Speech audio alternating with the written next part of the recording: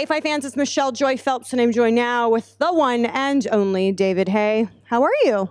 I'm very well, thank you. I'm really good. I'm looking forward to Saturday night. I think we're got ourselves a heavyweight explosion. I'm not gonna lie. When I was sort of waiting for something to pop off. Yeah. Oh, well, I was waiting. I didn't know. I'm sitting back thinking, okay, well, what's going to happen? No, it was kind of a weird sort of huggy thing at the end. I didn't know what was that was. Like a dance or something. I don't know what it was, but I bet it was something. But I was expecting maybe a slap or a push or a shove or. I told Derek, I go, one of the things that I love about him is he's so unpredictable. Yeah. I love that you don't know what you're going to get. You know what you're going to get fight night, but the lead up to it, you just really don't know what to expect. And I think fans really tune in for that. You know, I said... And he gave him, once again, what we weren't expecting. We was expecting something, and he didn't give us anything. So we got unexpected. So that's what we done there. I told him, I go, one of my fond memories was when he was throwing tables and stuff around. I quite enjoyed that. You know, it was good. He has some good hyped press conferences in the past. I've had a few with him myself over the years. Yeah, so I know firsthand. Funny how life works now. It really is. It's funny. Exactly. But Derek knows he's up against it on Saturday night. He's fighting a young former heavyweight champion who's only lost 2 fights against Anthony Joshua on points and Dylan White on points. In a fight against Dylan White, he, in a 12th round, nearly knocked Dylan White out, had him down heavy. So he's the real deal, and Derek's going to need to perform better than he's ever performed before. Well, Joseph's trained in your gym before, so you've been able to watch him, see what he's about. Whereas with Derek, I asked him, they've never sparred ever before in the past because, you know, it's a small world, small industry. A lot of the heavyweights have sparred at some point in their careers against each other. Did you offer him, what kind of advice did you offer him based on what you saw, what you know? Who you talking about, Derek? Yeah. Did you offer Derek any advice in terms? I just told him before the fight was signed. I said, however well you did in your last fight, your losing spirited effort against Alexander Usyk, that performance won't be enough to beat Parker. So whatever you did there needs to be turned up, you know. And as a result, he's got in Buddy McGurk. He's doing whatever he feels he needs to bring more to the table than he brought against Usyk. You know, it was a great effort. In another country, he might have got the decision, but it was what it was. And Joseph Parker has a tremendous jab, a very, very crisp, hard jab. He's a naturally big, thick-set man, tall, 6'4", and he's 6'5", light on his feet, natural athlete. He's a problem for anyone. You know, Anthony Joshua, he's a heavy-handed guy who can take a big dig. So Derek's going to need to do something he hasn't done before, and that's he's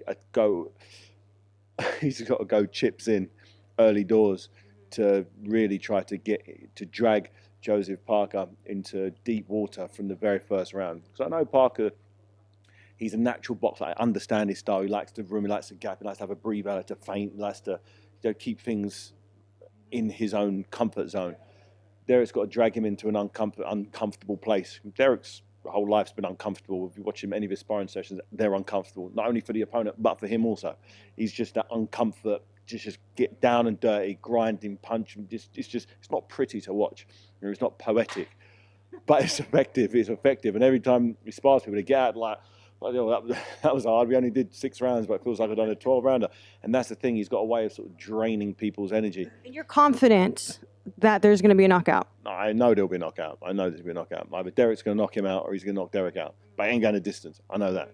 Either Derek's going to catch him with a big shot and just keep the heat on him, bust him up, break him up, or Joseph Parker's going to catch him coming in, or catch him with a big uppercut or a big right hand. And because Parker puts his punches together very, very well. He's crisp, he's sharp, he's young, and he's got a new coach, Andy Lee, who himself was a real sharp shooter, southpaw. He understands distance, timing. He knows how to lead you onto the shot. You know, and Derek's going to be coming at him, so he's going to give him plenty of opportunities to catch him coming in. But if he doesn't catch him coming in and Derek gets inside, it's for Derek to then maximize and make the most of that inside work. Tell me how the relationship came about with Buddy McGirt coming in. Like, what conversations did you guys have internally that led to him joining the camp? Derek's known him for a few years, and Derek said he wanted Buddy McGirt as his head coach, and that was it. I'm his manager. I do what he wants. I work for Derek. You know, Derek wants a new coach. he got a new coach. He came over for a week. Derek liked him, and he came back over, I think, for the last couple of months. And that's a bit. There was a real nice bond between the two of them. They spent a lot of time together, and that's what you want. You want the person in the corner to give you confidence. And Derek feels he gets confidence from Buddy McGurk. He's been there for many years.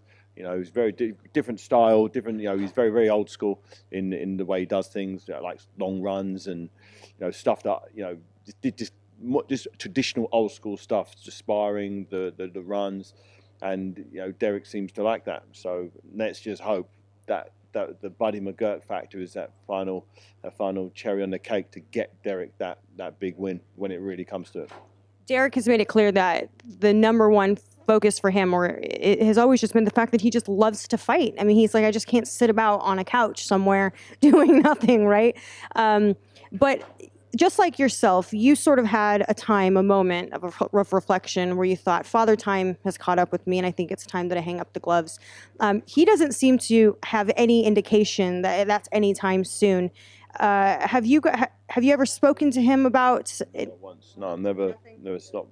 No. There's never been a sign or an instance where you thought maybe you had to intervene. His last fight, he looked better than he's ever looked in his whole career. Against the best opponent, he's had the best result against the best opponent. Although it was a losing fight on two of the judges' scorecards, he lost 7 rounds to 5, meaning one more round won by Derek Chisora in one of those close rounds. The fight would have been a draw, 2, and he would have won the fight.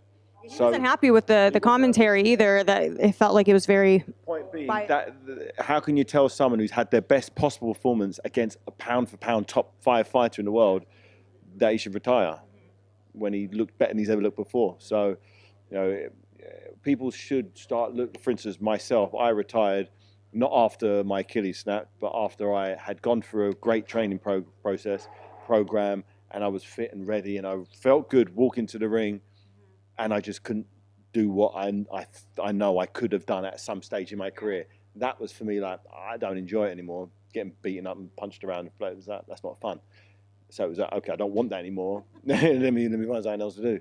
And that hasn't happened to Derek, as far as I'm aware. In previous fights, you may have said that if Carlos Takam would have stopped him, then that might have been, but he didn't. He was getting beaten up by Carlos Takam and found one shot to knock Carlos Takam out. So even when it does look like it's kind of looking a bit washed up here, he finds a way to win, and he's had a nice momentum. Or even with the fight against Dylan White where he got knocked out, he was winning on points in that fight. So you could say, you got knocked out, should you retire? But he was winning the fight, and the reason why, one of the reasons why he walked onto that shot is because he had a point deducted, and he lost his form, and he tried, and then he got done. So there's always reasons why a bad performance wasn't because he was washed up. It's because the victim of circumstance from time to time.